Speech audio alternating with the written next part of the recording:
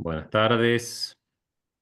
Mientras se van conectando, saludarlos, agradecerles por haberse conectado a este webinar con Don Higinio Marín, que voy a pasar a presentar brevemente, y después le voy a dar la palabra a él, que es el que nos va a entretener un poco con algo, suponemos, con lo cual yo voy a apagar mi micrófono. Pero en primer lugar, agradecerle primero la generosidad y la disponibilidad de don Higinio Marín Pedreño, quien es rector de la Universidad Cardenal Herrera CEU San Pablo.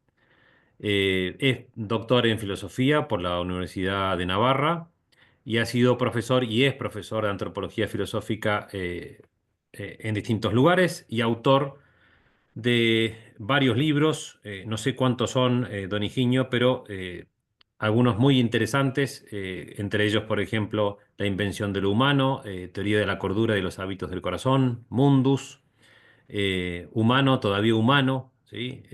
Que son todos riquísimos, obviamente son de filosofía, de antropología filosófica, pero que tienen una visión de lo contextual y de lo moderno que es muy rico, ¿no? Y enriquece absolutamente. Así que de mi parte agradecerles por participar y agradecerle al doctor Higinio Marín por estar aquí con nosotros. Así que todo suyo, don Higinio. Muy bien, pues muy buenas tardes aquí en España, mañana en Argentina.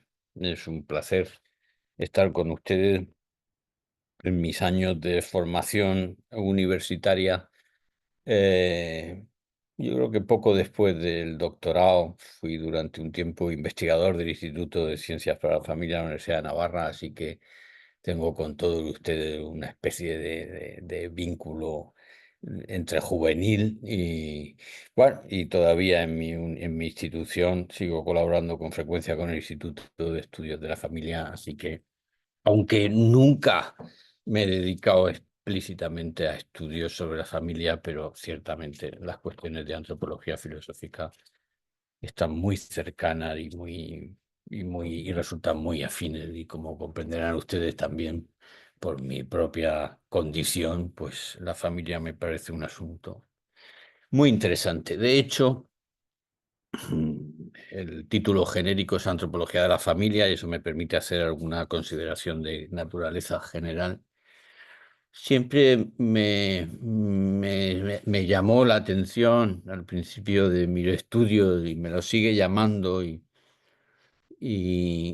hoy tengo más perfilada una respuesta, pero la escasez, incluso la irrelevancia con la que la primera y más grande filosofía en la tradición occidental, que es la filosofía griega, la irrelevancia que la sociedad familiar tiene en los grandes textos de los grandes autores que fundan el grueso de nuestra tradición. En Aristóteles, en cuyo estudio me especialicé en el doctorado, la familia forma parte de la estructura de la polis, pero como un elemento subordinado y necesario.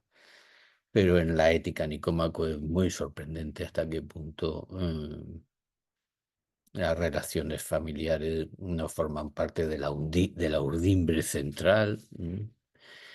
En la gran obra platónica, la familia o es maltratada en los textos de ideario político, de ideales políticos, o incluso en las dimensiones dramáticas de los diálogos platónicos. Recuerdo ahora, y es lo último que les digo, que en la muerte de Sócrates, cuando Sócrates, no recuerdo ahora exactamente si ya había tomado la cicuta o la iba a tomar, se despide de su mujer y de su hijo y acto seguido le pide a uno de sus colaboradores, discípulos, literalmente dice que alguien se los lleve. Y a partir de ese momento tiene lugar el centro y el drama de su despedida y su testamento, eh, cuyo contexto natural es, por supuesto, el conjunto de discípulos y amigos, no el del conjunto de sus relaciones familiares más inmediatas.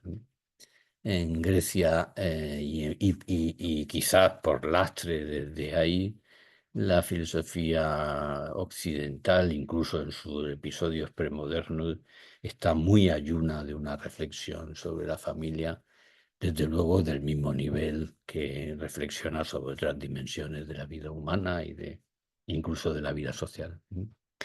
Seguramente eso se podría haber subsanado si hubiéramos tenido algún Aristóteles romano, porque esa condición periférica, incluso en términos metafísicos que tiene la familia en el pensamiento griego, no habría sido así en el pensamiento romano, en el que la pietas, o sea, la virtud de la relación filial y la condición paterno-filial, estructura las categorías del derecho romano. La condición de plenitud del ciudadano romano es la de pater familias y la de ingreso en el mundo, en el orden de la ciudadanía y por tanto de la libertad es la de liberi, o sea, la de hijo. Pero no hemos tenido un pensador de esas dimensiones que tuviera la matriz cultural de la pieta romana, y me parece a mí eso también lastra un poco las reflexiones que se hacen durante la cristiandad medieval, en las que la prevalencia del punto de vista teológico, sumado a esta herencia, terminan por producir no exactamente un ángulo ciego, pero sí un entorno de reflexiones que se guían por la inercia del pensamiento clásico, ¿no? El propio abordaje de la sexualidad familiar, vinculada a la teoría aristotélica de la necesidad de la especie, me parece un acceso tan parcial y tan, ¿cómo decir?, tan sesgado que todavía se convierte casi en una rémora cuando se convierte en prácticamente unidimensional, como ocurre en la gran literatura, no solo filosófica, sino también de otros géneros en la guisena. O sea, en mi modestísima opinión, estamos a ayunos de una reflexión filosófica con alcances metafísicos sobre la sociedad familiar, y va siendo tiempo de que la tengamos y de que nos esforcemos por lograrla, ¿no? Lo cual no quiere decir que no haya muchos y valiosísimos e imprescindibles aportes en toda esta tradición que estamos mencionando. Dicho eso, además, nuestro tiempo nos ofrece unas perspectivas nuevas que hemos de aprovechar. Es cierto que son perspectivas fácilmente manipulables y que además no tienen valor indiciario, y que hay que estar siempre cauteloso a no dejarse llevar por ese valor indiciario y pretenderlo probatorio. Dicha esta cautela inicial, yo les voy a hacer algunas reflexiones extraídas de las ciencias naturales contemporáneas, que ciertamente les traigo a colación porque me parece que tienen un valor indiciario, pero tienen ustedes que estar constantemente prevenidos al respecto de ese impulso que los indicios producen, que es precipitarse en una especie de demostración que, en tanto que pretendida, es inconsistente, ¿no? En particular, me parece que hoy no una reflexión sobre la familia que no tenga en cuenta lo que sabemos acerca de las singularidades anatómico-morfológicas de nuestra especie y de la consideración misma de esas singularidades anatómico-morfológicas en contraste con otras especies, que es exactamente la perspectiva que abre desde el punto de vista morfológico-anatómico en sus estudios comparados la zoología, y en la dimensión conductual, las ciencias que conocemos como etología, como el estudio de la conducta de las distintas especies, todo eso en una perspectiva de contraste o comparación. Me parece que no hacer acopio de esa información, pues en realidad es algo que evita que hagamos una reflexión filosófica estricto sensu a la altura de nuestro tiempo, o sea, con la disponibilidad de los saberes que tenemos en nuestro tiempo y que además no fueron tenidos por los que nos precedieron, ¿no? En particular, me parece que son muy fructíferas las consideraciones que hacen desde la zoología y secundariamente desde la etología vinculadas a las particularidades, a las características singulares que se siguen de nuestra condición bípeda. ¿No? Saben ustedes que ya desde el principio de la ciencia biológica, en su forma premoderna, el sapiens fue definido, el sapiens, lo que ahora llamamos el sapiens, como bípedo implume, como el bípedo sin plumas. O sea, y esta perspectiva muy poco explorada desde el punto de vista de la antropología filosófica es una perspectiva que creo que, si lo consigo, verán ustedes que se va a revelar muy interesante, porque desde el punto de vista de la consideración de nuestra especie como bípeda, nos pone en correlación comparativa y de contraste precisamente con los que tienen plumas, o sea, con las aves. Este asunto creo que lo van a ustedes a poder ver poco a poco.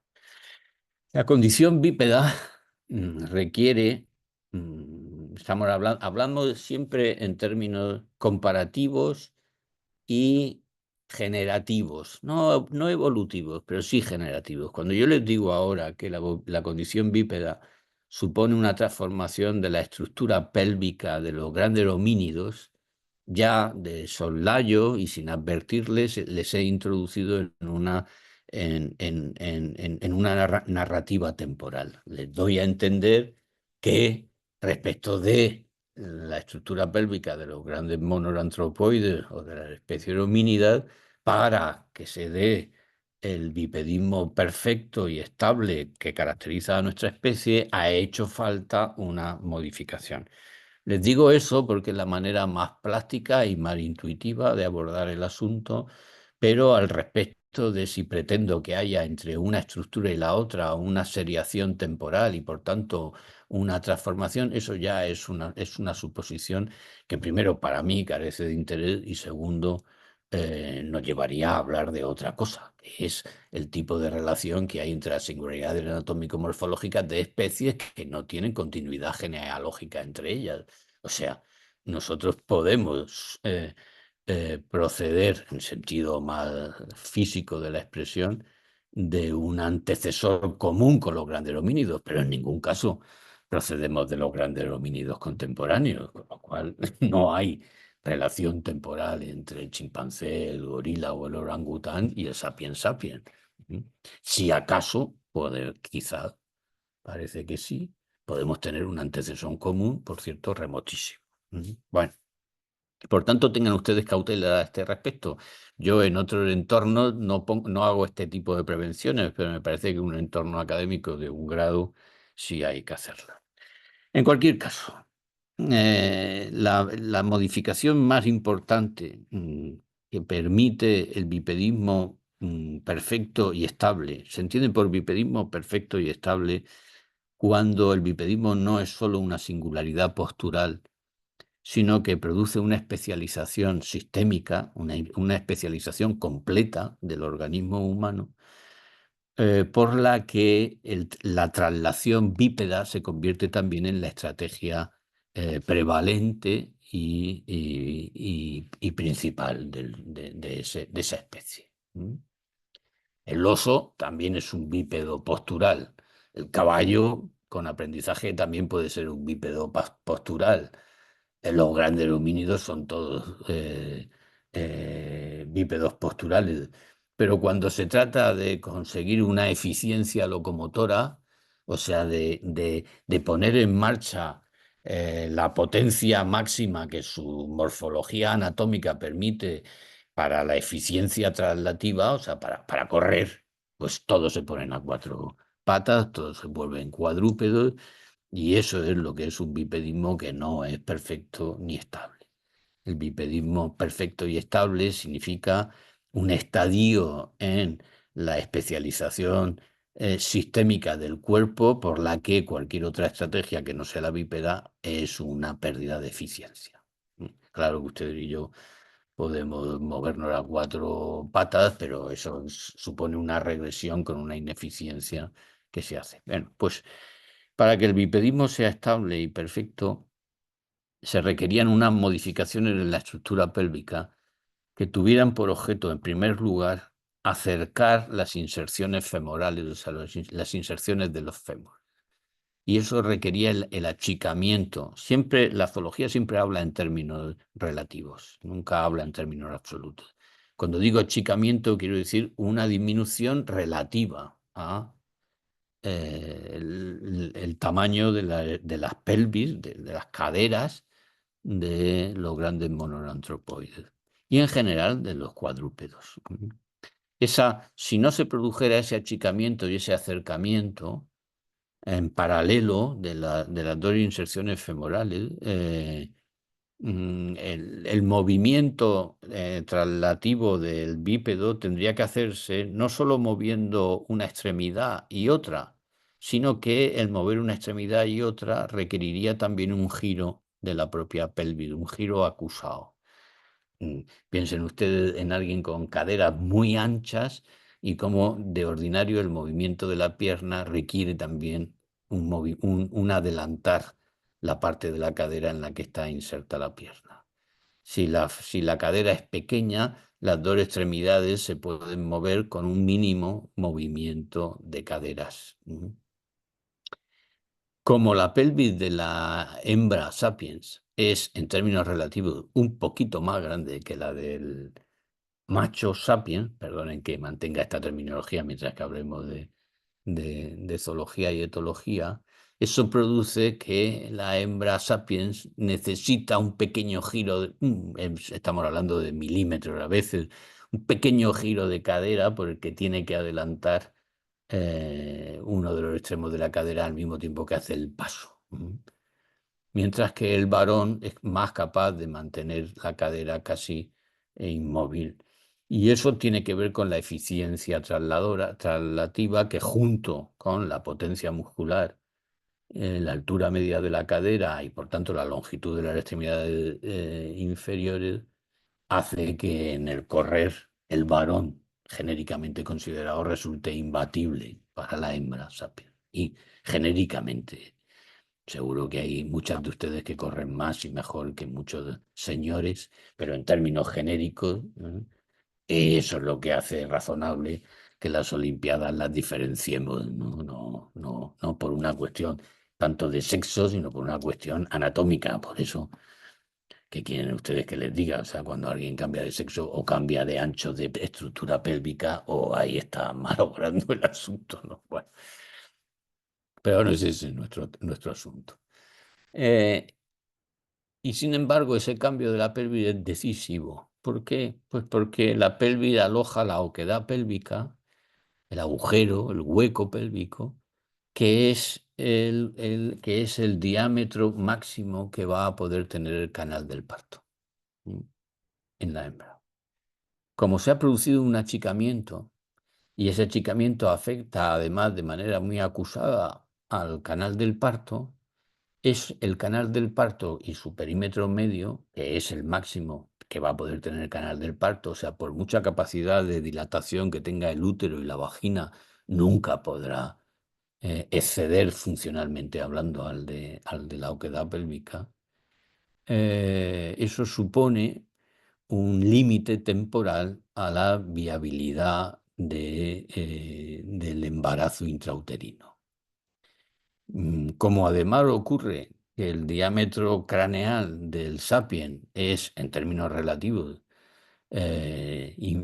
inmensamente superior al del resto de las especies, la consecuencia obvia e inmediata es que la prole humana va a estar particularmente afectada de prematuridad. Ustedes comprenderán que no me estoy refiriendo a la prematuridad médica. ¿eh? La prematuridad médica está establecida por los estándares médicos según el grado de viabilidad, de madurez orgánica, básicamente neurológica y pulmonar. Estoy hablando de prematuridad zoológica. Y por tanto, del grado de madurez que tiene el neonato humano en relación comparativa con los neonatos de las especies homínidas. Y ahí todos los zoólogos, de manera muy indiscutida, están de acuerdo en que la especie humana está afectada por una prematuridad extrema. O sea, si el neonato humano naciera con una media aproximada, porque como comprenderán ustedes, todo esto son magnitudes ponderativas, no son magnitudes que se puedan cuantificar con exactitud, pero si naciera con un grado de madurez aproximada a la que tienen los chimpancés o los orangutanes o los gorilas, que son las tres especies de los tres grandes monoantropoides con los que podemos tener una similitudes morfológicas mayores. Los zoólogos han estimado que el parto humano, o sea, el embarazo humano, tendría que demorarse un 40% de tiempo más. O sea, que para que un neonato humano tuviera una madurez digestiva, pulmonar, y no tanto neurológica, porque la madurez neurológica del neonato humano requeriría mucho más tiempo, pero una cierta analogía, el parto humano tendría que durar 4 meses más. O sea, perdón, el embarazo humano, 13. Es inviable. Y como es inviable, ¿por qué es inviable? Porque el tamaño medio del cráneo del neonato no podría atravesar la oquedad pélvica. Y por tanto es necesario precipitar el parto. Y por tanto el neonato humano nace con un grado de prematuridad extremo y por tanto de inviabilidad extrema. Y eso va a significar que se extiende de manera muy considerable la inviabilidad extrauterina del neonato, lo que significa que el neonato era inviable sin una dependencia muy acusada de los individuos maduros de la especie. Este dato tiene mucho que ver con la extensión de la infancia humana. ¿Mm? Y con el grado de dependencia y de inmovilidad relativa que tiene el neonato humano. Es tal su inmadurez, es tal la naturaleza cartaginosa de su estructura ósea que tiene un grado de fragilidad extremo. Una naturaleza cartilaginosa que es la que va a permitir que todos los cráneos humanos que exceden a los de la media puedan transitar por una oquedad pélvica que en principio no se lo permitiría, ¿no? Y pues de ahí la deformación necesaria que muchos de los cráneos de los bebés tienen que tener para poder sencillamente nacer. Si no, si se retrasara, ya no tendría esa flexibilidad cartilaginosa y por tanto el número de neonatos que podrían, de fetos que podrían atravesar el canal del parto sería todavía menor. Bueno, a mí lo que me interesa es que tengan ustedes en cuenta el grado de prematuridad. Todas estas cuestiones que les he dicho, más una angulación infrecuente entre el útero y la vagina, que no se da en el resto de las hembras mamíferas y por supuesto de las hembras mamíferas homínidas, introduce un segundo elemento de complejidad. De tal manera que nos encontramos con que el parto humano es en todas las sociedades la principal causa de mortandad materno y la principal causa de mortalidad femenina. O sea, ¿de qué se han muerto más las mujeres en la historia de la humanidad? No tenemos ninguna duda, sin poder tener una comprobación física, no tenemos ninguna duda que del parto y de las complicaciones consiguientes del parto. Pero también la mortandad infantil se multiplica por 10, por 20, si no se dan las condiciones que ponen a salvo a la mujer de ese grado de mortandad. La primera de todas es que es la única hembra de una especie homínida que requiere de auxilio de un tercero, que no puede ayudarse a sí misma con sus propias extremidades a agilizar el tránsito fetal desde el útero hasta el exterior. No puede porque, aunque puede y alcanza con sus dos extremidades inferiores, la morfología de la columna vertebral y la reducción en términos relativos de las extremidades superiores que se produce en nuestra especie, tenemos los brazos significativamente casi un tercio más cortos que los grandes homínidos, y además no somos capaces de flexionar la columna vertebral como son capaces los grandes homínidos, eso hace que todas las hembras homínidas puedan tirar del neonato en sentido longitudinal, o sea, sin producir flexiones. Ustedes no pueden, en nuestra especie no podemos. Y esas flexiones con esa labilidad cartilaginosa de la estructura es causa más que probable de luxaciones graves, además con sección medular. O sea, es muy peligroso que una hembra humana tire del propio feto. No es que sea mortal en todos los casos, pero es peligroso. Lo que hace que la práctica del auxilio en el parto sea una costumbre universal, con contadísimas excepciones. El único sistema civilizatorio que conocemos en el que no se ha practicado el auxilio del parto es el sistema civilizatorio de las tribus cazadoras-recolectoras del subcontinente norteamericano. Los indios que se pelearon con los anglosajones y que conocieron a los españoles que llegaron allí, no practicaban, no todos, pero la inmensa mayoría no practicaban el auxilio del parto. Hay desarrollos antropológicos muy interesantes, que yo no doy por ciertos, pero que me parecen muy sugerentes, que es probablemente el último sistema civilizatorio de cazadores-recolectores que no alcanza el tránsito nómada, o sea, que no crea ciudades, precisamente por el estado de guerra perpetuo que había entre ellos, originado, entre otras razones, por la escasez crónica e insuperable de mujeres y de niños, que se seguía precisamente de la no práctica del auxilio en el parto. Fuera de ese sistema civilizatorio no conocemos otro. O por lo menos hasta donde yo sé, no he encontrado referencia de ningún otro. Este tema es sorprendente porque el parto, que en todas las especies es un acto fisiológico, es verdad que con un complemento conductual, que es la ayuda que la hembra se practica a sí misma, en el caso de la especie humana es un acto social. Hace falta la concurrencia de un tercero no comprometido vitalmente en el trance del parto. Digo un tercero en sentido genérico, no me estoy refiriendo a un varón, sencillamente hace falta otro ser humano. Que el parto humano sea un acto social es un asunto bien interesante, e indiciario. No digo que sea otra cosa que indiciario. Tengan ustedes en cuenta que hasta que aparece la medicina moderna, entendiendo por la medicina moderna el desarrollo farmacológico, quirúrgico, higiénico que hay en las sociedades, en las metrópolis europeas más desarrolladas en el primer tercio del siglo XX, donde no existe ese nivel, todavía hoy la principal causa de mortandad femenina sigue siendo el parto. Y todavía hoy la esperanza media de vida de las poblaciones está lastrada por la mortandad materno-infantil que se sigue por el parto.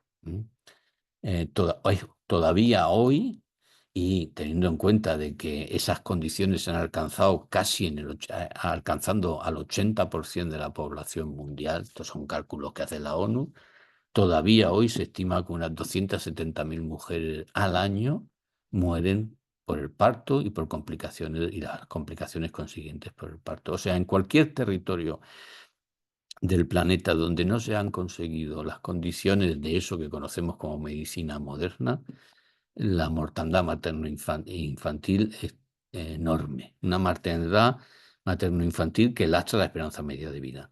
Cuando decimos que en el Egipto faraónico la esperanza media de vida es de 25 años y que en España en 1900 la esperanza media de vida era de 35 y que hoy, en el 2023, la esperanza media de vida en España es del 83, el dato más decisivo que hace el mayor aporte a ese cambio en la esperanza media de vida, desde el 1000 antes de Cristo hasta el 1900, de 25 a 35, desde el 1900 hasta el 2023, de 35 a 83, semejante cambio tiene que ver con la disminución. El principal aporte es, por supuesto, que conseguimos vencer muchas enfermedades, pero el principal, estadísticamente hablando, es la disminución de la mortandad materno-infantil. Bueno, este asunto es de primerísima importancia para entender. Dice usted, bueno, aquí no hay ningún indicio de que el tercero en concurrencia sea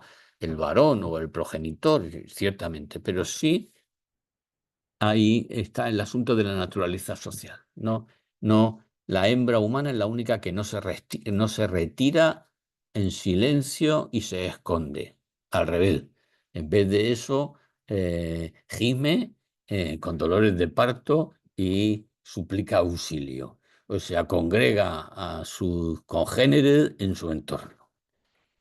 Esto además tiene que ver con que, y me parece que es un asunto bien interesante, que el neonato tiene un grado de prematuridad tan grande que va a generar una dependencia, ¿no? Una dependencia muy prolongada en el tiempo. Bueno, pues sobre este asunto, y voy a ser muy breve porque no quiero consumir todo el tiempo, entre los zoólogos, es verdad que es un asunto en discusión, pero tiene una plausibilidad, yo creo que muy accesible, que ustedes van a ver enseguida. Entre los zoólogos se establece la siguiente correlación. A mayor prematuridad del neonato y a mayor complejidad de la estrategia locomotora de la especie, aumenta el tiempo de dependencia del neonato de sus progenitores o del grupo de acogida del que forma parte de sus progenitores. En esa ecuación, la especie humana destaca por tener la correlación más intensa. O sea, en nosotros la prematuridad es extrema, hablando en términos comparativos y zoológicos, y la complejidad neurológica y biomecánica del bipedismo es también extrema. No hay entre los animales terrestres ninguna otra estrategia locomotora que sea más compleja, que requiera un desarrollo neurovegetativo más maduro y más especializado y una complejidad biomecánica que la traslación bípeda. La traslación bípeda es un prodigio de equilibrio. Ujú. No hay ninguna concesión al basamento, o sea, a, a lo que tienen los cuadrúpedos. Y es que si quedan rígidos, todavía no caerían al suelo. Nosotros si quedamos rígidos, nos caemos al suelo porque nuestra posición bípeda nunca, en la inmensa mayoría de las veces, no se sigue por así decir, de un soporte por sí mismo, sino que es un soporte dinámico, o sea, es un equilibrio en movimiento. Y eso es muy complejo. Y aprender a andar, los especialistas en biomecánica lo describen como un aprender a caerse y evitarlo, o sea, aprender a sacar el centro de gravedad del basamento de los pies y sin embargo hacer lo preciso para no caerse. Por eso es tan fácil ponernos la zancadilla y tirarnos al suelo, que es una debilidad enorme. Y además, como el bipedismo es unidireccional, resulta que el más leve empujón en 40 grados del conjunto del perímetro humano, pues te produce una caída, o sea, un empujón hacia atrás o lateral produce una caída. Es todo un prodigio que les interesa mucho, les fascina y a mí, que soy filósofo, también, porque me parece apasionante.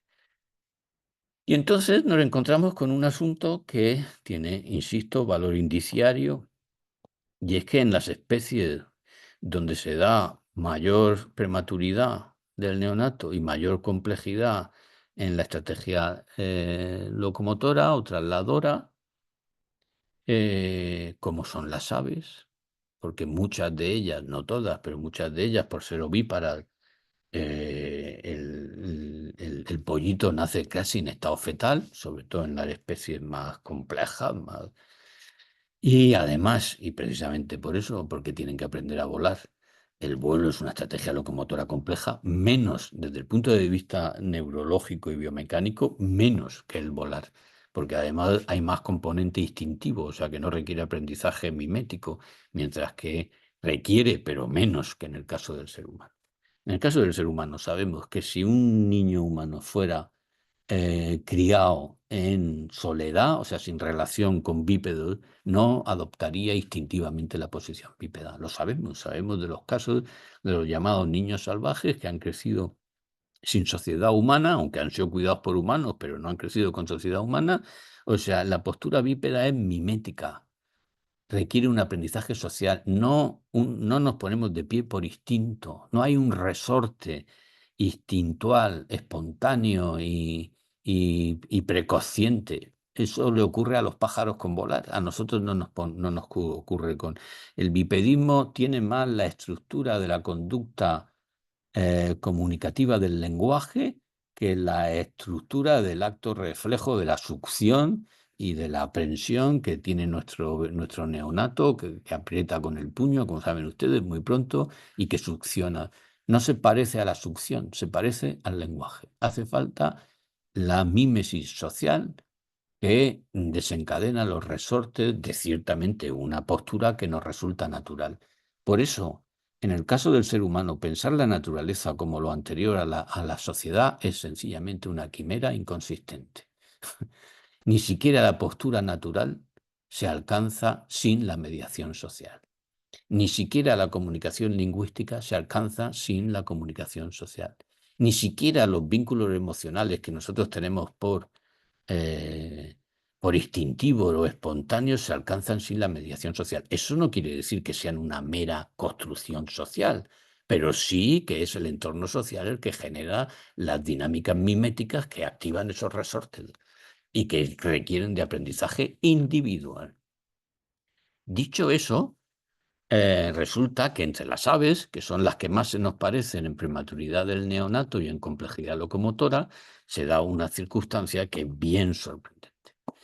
Y es que en el 97%, soy filósofo, los datos les puedo asegurar que está en el 90, les puedo asegurar que está más cerca del 97 que de ninguna otra cifra, pero a lo mejor no es el 97 y es el 95, ¿no? No he podido refrescar estos datos por mi actuales ocupaciones, pero creo que es en el 97% de las especies de aves se produce la estabilidad de la pareja progenitora en relación al cuidado y la alimentación de la prole.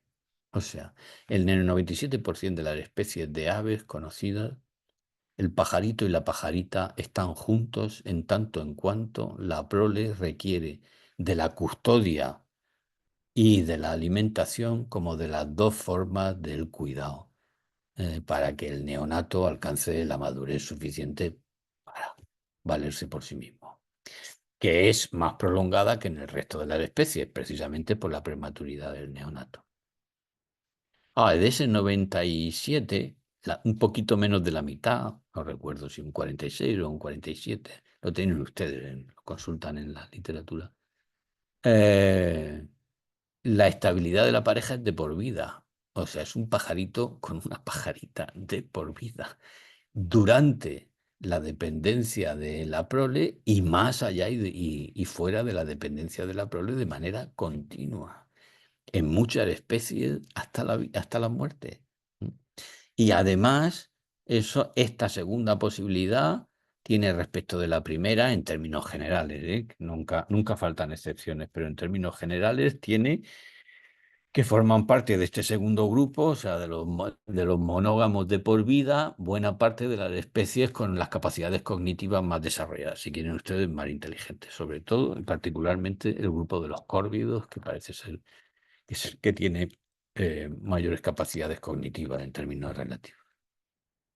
Si eso es así, entenderán ustedes que la hipótesis de que un mamífero terrestre bípedo que da lugar a la mayor prematuridad del neonato y también a la mayor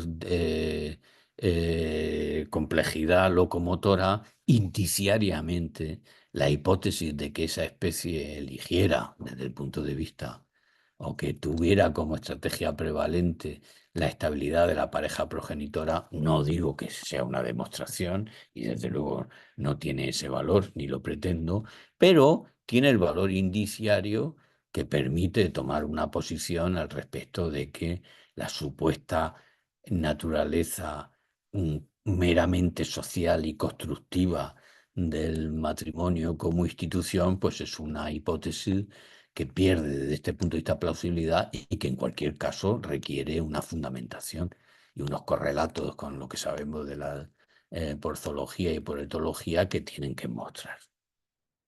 Hecho a este punto, me parece que acabamos de hacer lo que se podría describir en términos filosóficos y en forma muy somera, por supuesto, una especie de física preparatoria o anticipatoria de lo que podría ser también una metafísica. Es decir, el carácter monógamo y estable de por vida, que en términos culturales es prácticamente una excepción en las sociedades católicas. No hay ningún otro sistema social y cultural que yo sepa que considere que el vínculo esponsal es indisoluble, salvo unos restos prácticamente vestigiales en las sociedades de castas en las que el matrimonio propiamente hablando ni siquiera es un vínculo interpersonal, sino más bien un vínculo intergenealógico y en el que pasaría algo así. Tiene una estructura parecida a lo que tenían los matrimonios de las casas reales europeas.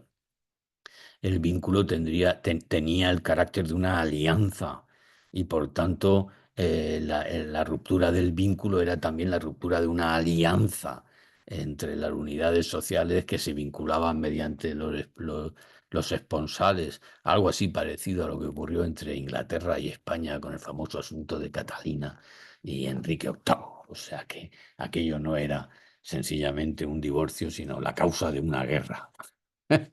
Entonces, en esas sociedades es comprensible que se le quiera dar y conceder al vínculo esponsal una estabilidad que tiene que ser tan amplia como la fiabilidad de la palabra dada y de las alianzas establecidas.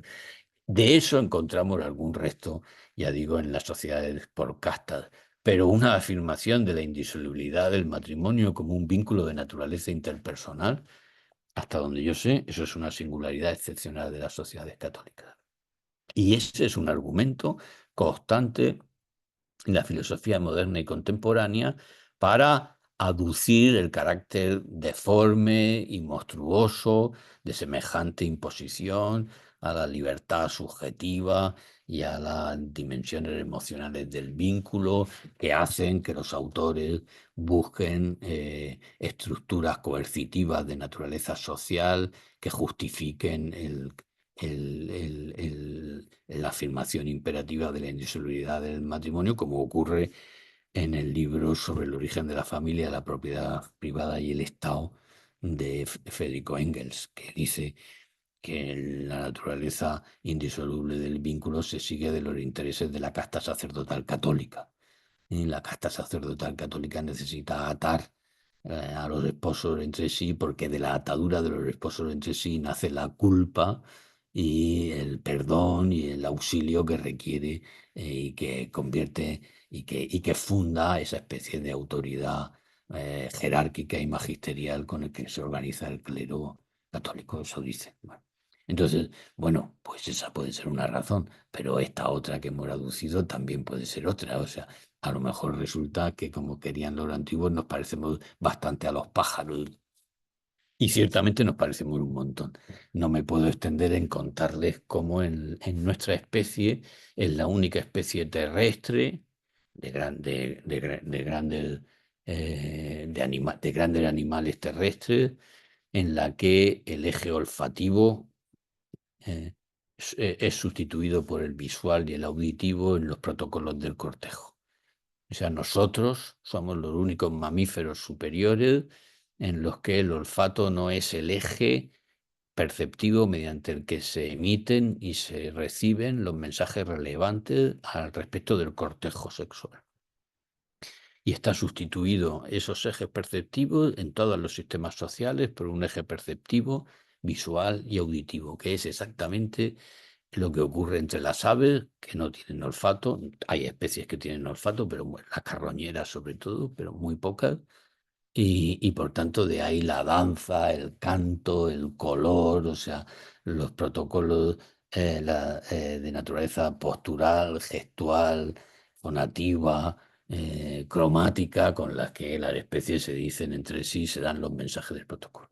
Y ya que encima ese eje perceptivo, que es el visual y el auditivo, sea el que sustituye al olfativo y a su vez sea sustituido por un eje perceptivo completa, que lo sustituye y lo suplanta casi por completo, que es el táctil en el protocolo del coito, pues eso ya es un asunto. Que todo eso se produzca en la única especie en la que está anatómicamente habilitada para el coito frontal. Ningún otro de los grandes monos antropoides lo practica, para ser exacto. Hay una subespecie del chimpancé, una subespecie que se conoce como un chimpancé pigmeo, que se llama el bonobo, que está prácticamente en peligro de extinción. Son pequeñas comunidades en el centro de África que practica el coito frontal. Pero el estudio de la sexualidad del bonobo es una cosa tan apasionante que haría con usted. Es el mono que prefieren los hippies, la antropología hippie, porque el sexo forma parte del protocolo del saludo, de la reconciliación, de la incorporación. O sea, practican coitos en múltiples diarios, eso sí, con una alteración de las constantes vitales, o sea, con una intensidad orgánica bajísima. Es un bicho muy raro. Pero salvo esa pequeña subespecie pigmea del chimpancé, no hay ningún animal superior que practique el coito frontal. Que las marcas de reconocimiento no sean olfativas, sino auditivas y visuales, multiplica la capacidad de la singularización de las marcas. Que el coito humano pueda ser face to face, o sea, cara a cara, es un asunto que tiene su interés, como una física, como una física de indicios para una metafísica, por así decir, de la sexualidad humana, del sujeto humano y de la sociedad familiar. Bueno, esta es el primer panorama que quería abrir al respecto de ustedes. Una reflexión profunda y completa sobre la sociedad familiar que no tenga en cuenta, me parece a mí, estas dimensiones anatómico-morfológicas y etológicas, pues no utiliza uno de los recursos disponibles, uno de los recursos cognitivos disponibles, que además nadie ha tenido antes que nosotros apenas. O sea, no, con esta extensión, con esta documentación, pues ni la zoología ni la etología, que además son ciencias modernas, se han podido desarrollar con ese detalle. Ahora entro en la segunda parte de mi exposición, que es, que ya ven ustedes que estoy casi al final de lo que quería, pero bueno, creo que me voy a extender un poquito más. Que es ahora la dimensión ya no es tanto anatómico-morfológica como sociológica. Pero como verán ustedes, aquí ya hay, por así decir, fenomenología del sujeto humano y de la familia. Sí, todo eso está muy bien, pero la sociedad familiar requiere de la distinción de las posiciones relativas que la definen. O sea, no hay sociedad familiar hasta que se puede distinguir y nombrar a la madre, al hijo, a la hermana, al padre. Y aquí el elemento de dificultad es el padre, por razones obvias. La maternidad, en términos, ahora no me refiero en términos físicos, sino en términos sociales, la maternidad es natural. O sea, uno, uno por sí mismo no, pero sabe quién es su madre por el hecho físico del parto. Mm. Es verdad que ningún neonato recuerda semejante cosa y por tanto, incluso en cada sujeto individual, uno solo sabe quién es su madre porque se lo cuenta. Con lo cual, sigue teniendo naturaleza social. Pero el asunto del padre es más complicado, porque requiere de la exclusividad de un varón respecto de una mujer en el acceso sexual. Y eso tiene unas dimensiones que tenemos que pensar, porque eso requiere una arqueología que hay que pensar. Y se la cuento muy brevemente a pesar de maltratarla. Para los zoólogos y para los etólogos, uno de los objetos de estudio más fascinantes es la conducta de las hembras mamíferas en relación a la prole lactante. Por un montón de cuestiones que ellos lo explican muy bien, básicamente porque la hembra lactante funciona por instinto, por supuesto, como en cualquier otro caso, pero es un modo 2, o sea, tiene un modo general estable, que se parece al del resto de los individuos de su especie, pero en el periodo de la dependencia lactante de la prole aparece una especie de modo 2. Es como si hubiera unos instintos que se sobreponen a otros y los ponen en suspenso. Por ejemplo, el instinto de no abandonar la manada, que en las hembras es prácticamente sin excepción. O sea, las hembras no suelen abandonar la manada en los grandes mamíferos, sí la abandonan en muchos casos los machos jóvenes, ¿eh? Pero las hembras se dan casos, pero son muy pocos. Y sin embargo, para el parto lo hacen y también lo hacen en las situaciones en las que la prole queda inmovilizada por enfermedad. Ocurre además en las tres especies que son las que destacan por sus capacidades cognitivas: el elefante, el delfín y también el chimpancé. Pero el chimpancé no nos sirve porque cuando la especie queda incapacitada, el bebé de chimpancé es transportable, por así decirlo, es portátil. Pero la cría elefanta y la delfina no. Y entonces se produce el efecto de que la manada acompaña en su inmovilidad a la cría y a la madre, pero durante un tiempo, y después, si no se soluciona el problema, pues se persigue que la hembra prefiera quedarse con la cría a irse con la manada. Es un asunto que a los zoólogos les asombra y a mí, que no soy zoólogo sino filósofo, también. Y eso quiere decir que que hay lo que los zoólogos llaman un imprinting, o sea, que hay una fijación de la identidad singular de la cría en la madre, por la que la madre queda vinculada a ella, suspendiendo todas las rigideces instintuales que tienen vigencia el resto del tiempo, mientras que hay que dependencia lactante lo hace, ¿eh? Poniendo en riesgo un riesgo cierto. Pero si se diera el caso de que la hembra, y por tanto que la hembra puede reconocer a la cría. Es verdad que hay fenómenos de sustitución y de confusión, pero esta práctica es suficientemente general como para que se pueda mantener como un protocolo específico y por tanto instintual.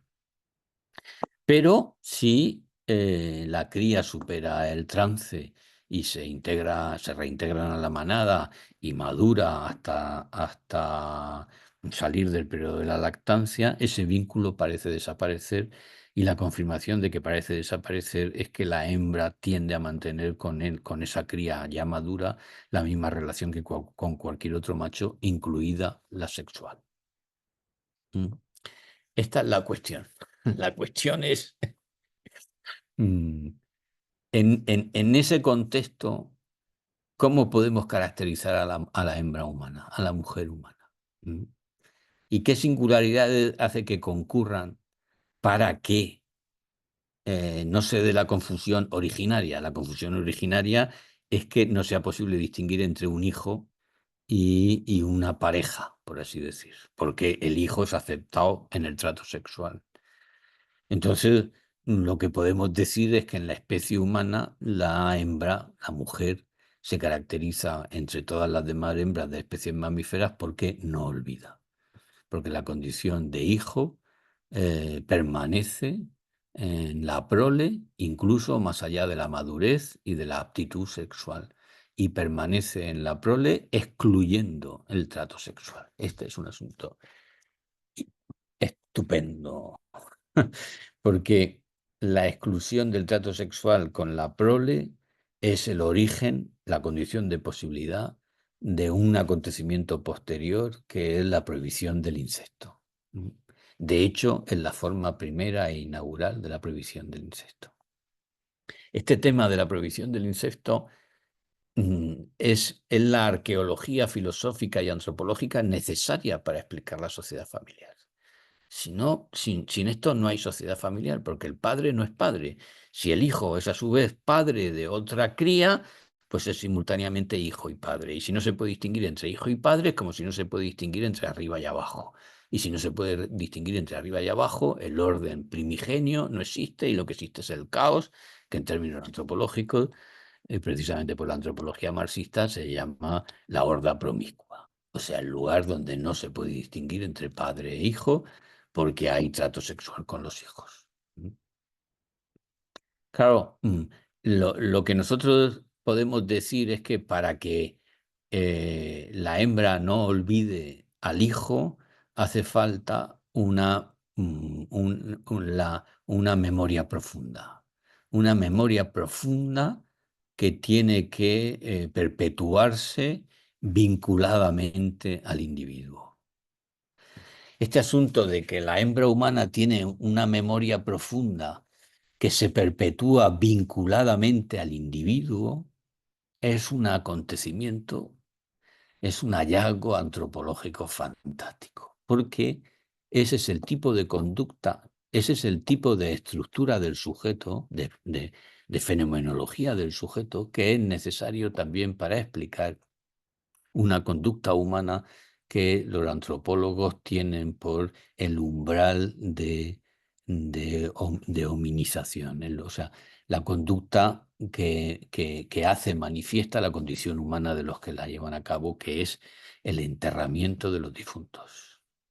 Por eso el interés contemporáneo de mantener que el neandertal también practicaba las sepulturas, pero de momento no hagan ustedes caso a ese asunto. Síganme en la línea que les estoy contando. Claro, la forma suprema de una memoria profunda que es capaz de mantener un vínculo perdurable y vinculado individualmente es la memoria que sobrevive a la ausencia. Pero la memoria que sobrevive a la ausencia tiene su plenitud en una ausencia sin retorno, que es la del difunto. Nosotros enterramos a nuestros muertos por la misma estructura cognitiva por la que no olvidamos al hijo como hijo. Y este asunto ahora empieza a ser sumamente interesante, porque eso quiere decir que la profundidad de la memoria humana, en particular la profundidad de la memoria femenina, de la madre, es capaz de sobrevivir a la ausencia, incluso a una ausencia perdurable ilimitadamente, y por tanto a ausencias que tengan un carácter más episódico. Y entonces, si la tumba se erige como el lugar de la vigilia de la ausencia, la vigilia indefinida, es comprensible que el hogar está asimismo fundado sobre el hábito de la vigilia de la ausencia, que hace que se les espera, que es, o sea, uno tiene casa si a uno le esperan, si uno tiene a dónde volver, y uno tiene a dónde volver allí donde a uno no cae en el olvido por la ausencia. Eso es exactamente lo que cuenta Homero en la Odisea, que distingue a Odiseo de Agamenón. Agamenón no tiene a dónde volver porque Clitemnestra, que es su mujer, le ha sido infiel y lo quiere matar, y su casa ya no es su casa, sino el patíbulo. Mientras que si Odiseo puede volver es porque Penélope no le olvida.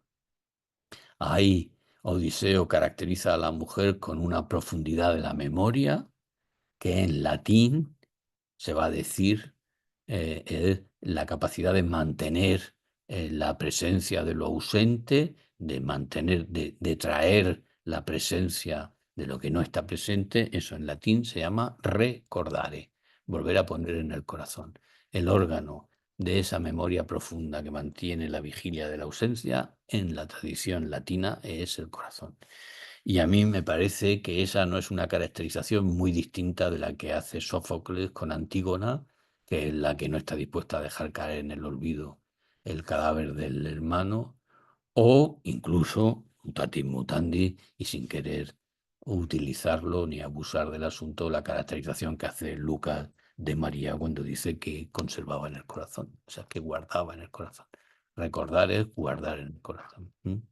Y entonces, y a partir de todo esto, yo les podría proponer una definición ya filosófica eh, de la mujer como el animal que no olvida, o si quieren ustedes, la mamífera que no olvida.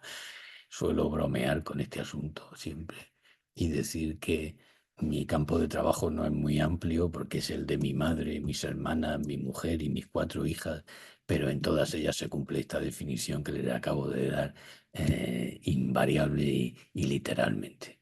No he conseguido que mi mujer olvide las cosas malas que he hecho nunca No, mi madre no me olvidará nunca y mis hijas tampoco, y para bien y para mal. Claro, si eso fuera así, la perversión originaria de lo femenino sería el rencor, o sea, la imperturbabilidad de un recuerdo negativo, ¿eh? Un recuerdo que tiene como objeto el daño y no el cuidado. Y además eso permitiría establecer un vínculo que la arqueología física ha establecido entre la tumba y la casa.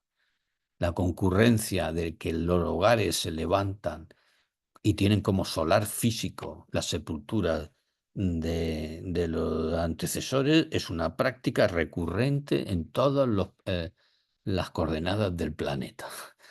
¿Mm? En Roma se prohíbe en el año 450 a.C. por la ley conocida como de las 12 tablas. En civilizaciones precolombinas, en caribeñas, en oceánicas, en africanas, se producen con múltiples variantes el enterramiento ritual de los antecesores en la propia casa. ¿Mm? ¿Mm? En las paredes, en el suelo, en el solar. La casa está levantada por el mismo hábito del corazón, que es la vigilia de la ausencia. Y entonces la casa es el sitio donde a uno se le olvida, y no tanto el lugar físico, que puede dar lugar al lugar físico, como el entorno, el dentro social, que se abre precisamente como la vigilia de la ausencia, el sitio al que uno, el dentro al que uno puede volver desde la intemperie del fuera, que es precisamente el sitio donde uno cae en el olvido. Bueno, todavía les querría decir una última cosa y me parece que es interesante. Mm, Como ustedes saben, y en esto ya no es mera antropología, sino, digo, no es mera zoología, la especie humana se destaca por su indeterminación instintual o instintiva. Ya lo he mencionado antes. Nosotros por instinto ni siquiera nos ponemos de pie. A eso se le suele conocer como plasticidad tendencial. O sea, los seres humanos no tenemos información transmitida filogenéticamente, o sea, biológicamente, sobre las prácticas exitosas al respecto de ninguna de las operaciones vitales fundamentales. Por ejemplo, nadie sabe por instinto qué es comestible y qué no es comestible, uno lo sabe por imitación. La plasticidad del deseo humano, también el deseo humano sexual a este respecto, no se puede soslayar al hilo de el estudio de la sexualidad humana. ¿Mm?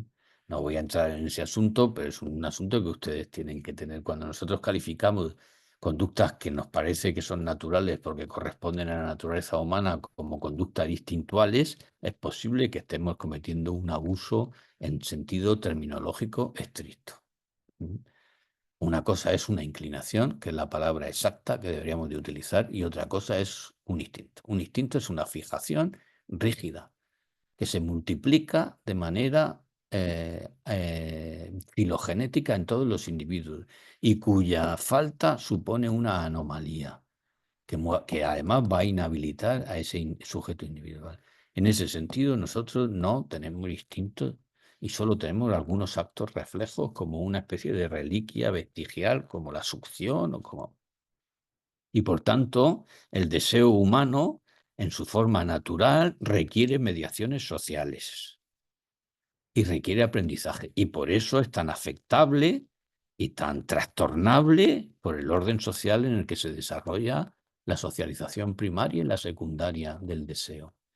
Y por eso tiene tanta importancia que peleemos porque en el orden social se haga la pedagogía de lo que nos parece que se corresponde con la naturaleza humana. Pero ahí naturaleza nosotros tendemos a confundirla con instinto. Y nosotros no tenemos instinto, tenemos tendencias. Las tendencias tienen valor indiciario que nosotros no despreciamos, mientras que otros sujetos sí. Vamos, nosotros estoy dando por supuesto que mantenemos un cierto punto de vista común, pero si no ese es el caso, pues estoy dispuesto a mantener esa misma argumentación sin los supuestos que estoy convocando. Bueno, en definitiva, si no hay instintos, el único procedimiento para asegurar que los individuos sobreviven es trasladarle un conjunto de normas que excluyan lo que suponen riesgos letales o mortales. Dicho más brevemente, donde no hay instintos y precisamente por esa plasticidad instintual que tiene que ver con la libertad, son imprescindibles las prohibiciones. Y por tanto, eh, donde no hay instinto y fijación con rigidez biológica de la conducta, ahí tiene que haber normas. Y por tanto, establecer una norma es es lo último que requiere la viabilidad de un sujeto sin plasticidad instintual. Quiero decirle, si esto que les acabo de decir es verdad, entonces la lectura del Génesis, de que Dios creó a Adán y Eva, y estando ya completo Adán y Eva, les puso una ley para probarlos, esa lectura sería equívoca. Porque si se crea a la especie humana con viabilidad, el acto creador de la especie humana ha de incluir una prohibición. Y entonces el relato del Génesis, en el que se prohíbe comer del árbol de la ciencia, es la ultimación, la completud del acto creador. Y por eso el creador de un ser libre tiene que ser inevitablemente legislador. Y entonces lo que se cuenta en el Génesis que se hizo con la prohibición no fue poner una prueba, sino elevar a la condición libre de una criatura a la que no se le habían dotado de rigideces instintuales. Y entonces prohibir no es lo que limita nuestra libertad, sino lo que la instituye. ¿Me siguen ustedes? Esto para nosotros es casi incomprensible, porque ustedes y yo entendemos, aunque lo evitemos, libertad por anomia y restricta. Pero en el mundo antiguo, donde la libertad era el estatuto de los que podían conducirse según ley, que es exactamente la definición que da Cicerón y Aristóteles y Platón y San Agustín de la libertad, a los que le falta la libertad son a los que no tienen ley a la que atenerse o no tienen capacidad para atenerse a la ley, y eso se llama barbarie, que son los que están excluidos de la vida de la ciudad. Tito Livio crea Roma estableciendo una prohibición: no saltar el surco. Es esa prohibición lo que abre el dentro de la sociedad política de los hombres libres, de la sociedad vecinal de los hombres libres. Pues entonces se puede entender bien que la prohibición del incesto, con con esos vestigios indiciarios que hemos visto antes, es la institución de la sociedad familiar. De tal manera que los que quedan excluidos del trato sexual quedan incluidos en el nuevo dentro que se inaugura como precisamente la clase de sociedad que nosotros llamamos familia. Sin la prohibición del incesto no hay familia. La prohibición del incesto es la elevación al estatuto libre de la conducta humana, precisamente por ser capaz de atenerse a esa prohibición. Y ese estatuto libre inaugura un espacio nuevo que es la familia. Del mismo modo que la prohibición, que es, claro, las prohibiciones tienen que referirse a los instintos, a las tendencias, a las inclinaciones desiderativas más fuertes, que son la sexual y la nutritiva. La otra prohibición importante es la prohibición del canibalismo. ¿Por qué? Porque al que es excluido de la condición de alimento, y precisamente en tanto que excluido de la condición de alimento, se le incluye en la condición de semejante, o sea, de ser humano. Te puedes comer a los que no forman parte de una unidad contigo. Los que forman parte de la unidad contigo, precisamente en tanto que los excluyes como comida, los incluyes en la sociedad que es la humanidad. Y que es, por así decir, en el orden de la nutrición, lo que en el orden de la sexualidad es el incesto, la prohibición del canibalismo. Por eso, la sociedad familiar existe, se abre y se inaugura en la exclusión del trato sexual con aquellos que precisamente, en tanto que excluidos del trato sexual, quedan incluidos en la clase de sociedad que es la familia. Y ahora ya sí que estamos haciendo metafísica de la familia. Por desgracia, llega ahora a este umbral, tengo que dejarlo porque llevo, creo que más de una hora hablando. Pero en este punto les he intentado mostrar de una manera somera y rápida cómo necesitamos hacer una física de la familia a la altura de los conocimientos disponibles y cómo eso no solo no limita, sino que abre accesos nuevos de naturaleza reflexiva y filosófica, también teológica. Pero eso no lo he podido exponer hoy para la comprensión del tipo de sociedad del que estamos hablando. A esto puedo agregar, porque creo que es verdad, pero tómenlo ustedes con un poco de precaución, el vacío enorme que hay en los grandes autores de la tradición cristiana al respecto del incesto. Yo creo que el autor que lo tiene mal en cuenta, que lo menciona más veces y que da alguna reflexión que puede servir de orientación al respecto es San Agustín, precisamente porque San Agustín suele insertar las dimensiones psicológicas y metafísicas del ser humano en una perspectiva histórica y como él inserta toda su reflexión filosófica en el esquema teológico del pecado original, la caída y la redención, para él no era normal el preguntarse cómo se pasa del estado de confusión originario consiguiente al pecado, él supone que incluye el incesto, al estado de esclarecimiento, de restauración relativa que al respecto de esa confusión original supone la prohibición del incesto. Bueno, señores, yo mm, tengo Gracias, don poco, Higinio. tengo poco tiempo, pero tengo un poquito si alguno de ustedes quiere hacer alguna pregunta.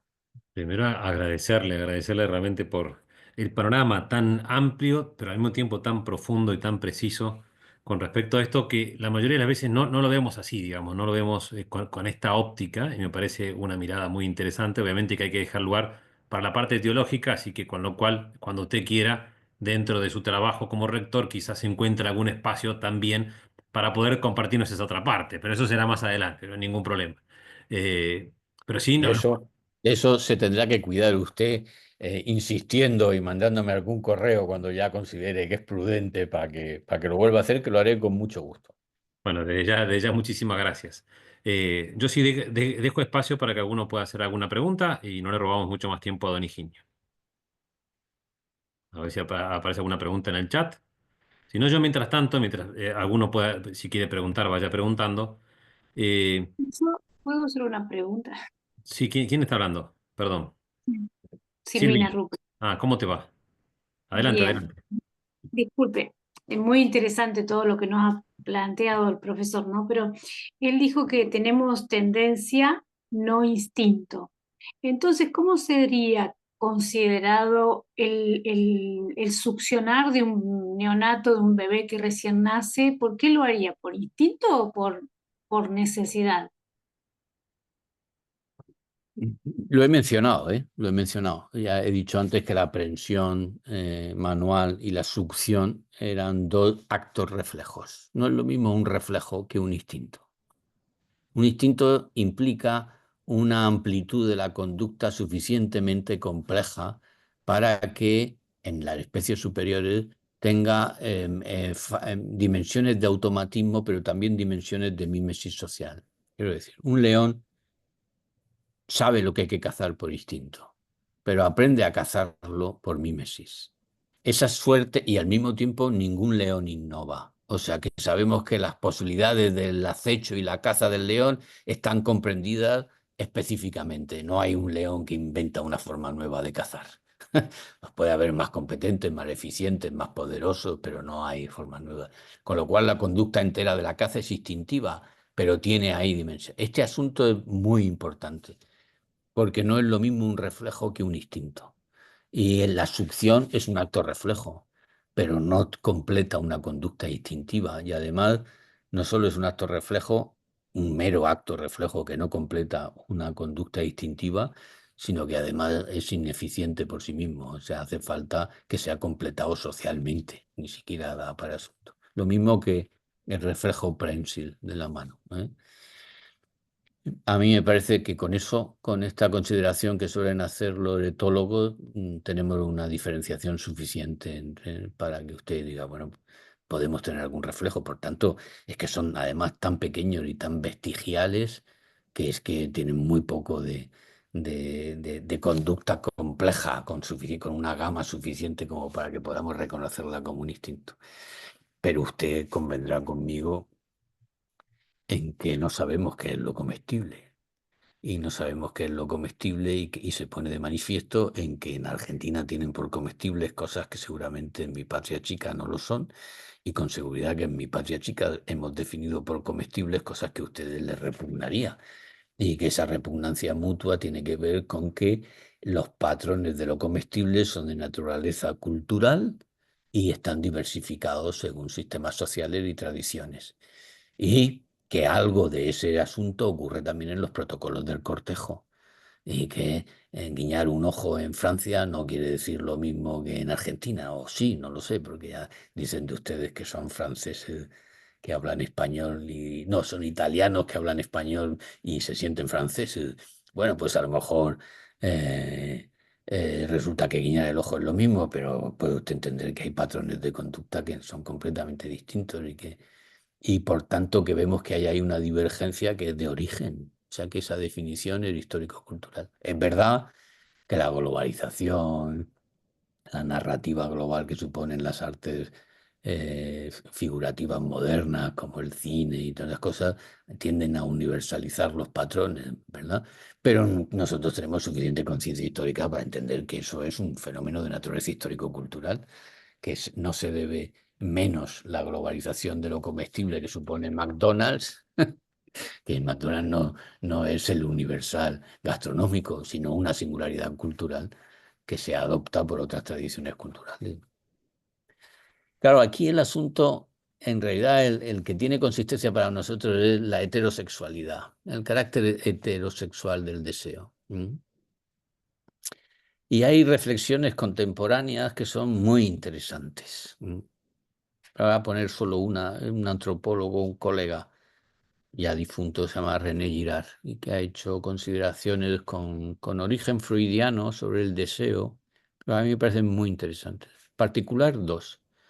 Él dice, y yo creo que lleva razón, que el deseo humano no tiene una fijación instintiva, sino que miméticamente se posa sobre aquello que el deseo ajeno le muestra como deseable.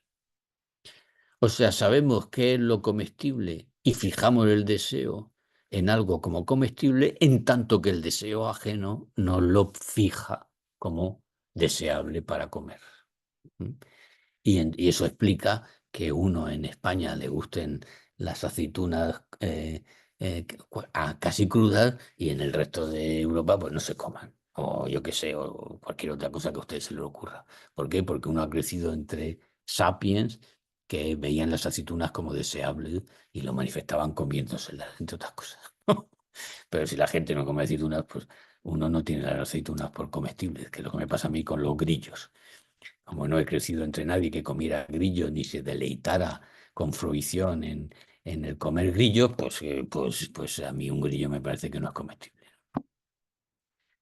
Y dice, esto no lo dice él, pero yo creo que se puede desarrollar a partir de lo que él dice, es que quiero ser exacto, que hay una dimensión del deseo sexual que es la de ser deseado, que es una dimensión al respecto del cual el pensamiento clásico no ha reparado, porque el tratamiento del deseo en el pensamiento clásico es un tratamiento muy unidireccional. El que desea, desea el objeto. Pero ahora el deseo sexual es un deseo intersubjetivo y entonces puede implicar y formar parte del deseo humano, del deseo sexual humano, ser deseado por aquello por aquello mismo que uno desea, porque aquello no es un mero objeto, sino también un sujeto. Esos dos componentes convierten la mimetización del deseo sexual no solo en social, sino en complejo.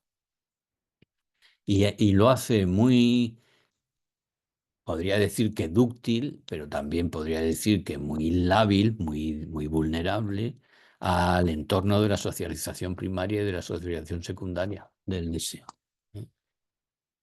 Y creo que decir eso es solo explicar, porque en las sociedades contemporáneas la promiscuidad se puede tener como creciente en ese ámbito, ¿no? Y como además si definimos lo natural como lo espontáneo y, y con un cierto automatismo predeliberado, estamos cometiendo el riesgo de asimilar la inclinación con el instinto. Y entonces, o sea, tenemos que aprender, nosotros no somos, o yo creo que la familia no se puede entender en términos rusonianos en los que la naturaleza precede a lo social y a lo cultural. La noción aristotélica de naturaleza incluye lo social y lo cultural. O sea, Aristóteles de manera explícita y Santo Tomás por aristotélico piensan que la naturaleza, para configurarse como tal, requiere de las mediaciones sociales y culturales. De ahí la importancia de que el orden político no puede ser neutral, porque la neutralidad de suyo ya es la imposición de una direccionalidad del deseo. Gracias, don Higinio. Gracias. Yo no quiero robarle más tiempo. Hay un montón de agradecimientos y felicitaciones en el chat. Pero yo para despedirme le pediría consejo. ¿Qué dos autores o tres autores nos recomienda aparte de don Higinio Marín? Bueno, depende de al respecto de qué quieran ustedes este asunto. Yo, las cosas que les he contado hoy, y perdonen ustedes la petulancia, pero es que no lo es sencillamente, no las he leído y no las he aprendido en otros autores. Forman parte del camino que he recorrido en mi propio estudio. Yo no he leído ninguna ninguna, no digo que no exista, digo que yo no lo conozco, igual no les puedo recomendar. Si me pide usted una recomendación al respecto de lo que hemos hablado hoy, no tengo más remedio que recomendarme a mí mismo. Lo siento, o sea, no lo digo por... Pero autores que a mí me parece que hagan un aporte que abre perspectivas para una metafísica de la familia, yo creo que René Girard no tanto en su teoría de la mímesis del chivo expiatorio, sino en su teoría del deseo. La teoría del deseo de Girard me parece novedosa y me parece interesante. ¿Mm? Y al respecto de la sexualidad humana, y yo estaría dispuesto a hacérselo llegar, pues lo que les he contado, bueno, lo que no les he contado, pero las cosas que he mencionado están en un capítulo de un libro mío que, como sé la dificultad que hay de que lleguen libros, yo les podría hacer llegar ese capítulo en soporte electrónico.